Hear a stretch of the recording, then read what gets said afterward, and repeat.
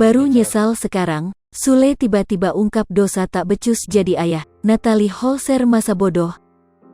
Baru nyesal sekarang, terkuak isi hati Sule pasca digugat cerai Natalie Holzer. Rumah tangga Sule dan Natalie Holzer kini sedang dirundung masalah. Selama ini adem ayem, Natalie Holzer mendadak nyerah jadi istri Sule. Perceraian di antara Natalie Holzer dan Sule kini sudah di depan mata. Perpisahan yang terjadi di antara Sule dan Natalie Holzer sontak bikin netizen sedih. Apalagi selama ini Sule dan Natalie Holzer selalu terlihat mesra satu sama lain. Dari perpisahan ini sosok Putri Delina juga ikut dikaitkan.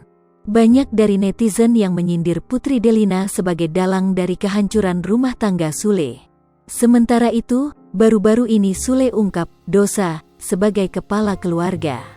Sebagai kepala rumah tangga, Sule mengakui kesalahannya hingga menyebabkan Natalie Holzer melayangkan gugatan cerai.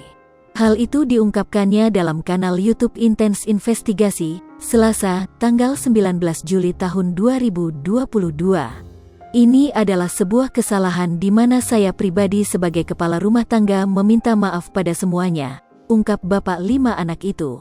Sule memaklumi keputusan Natalie Holzer melayangkan gugatan cerai. Selain itu, Sule juga menduga Natalie Holzer merasa kecewa atas kondisi rumah tangganya. Mungkin yang terjadi juga enggak sesuai ekspektasi, ya saya memaklumilah, sambung Sule.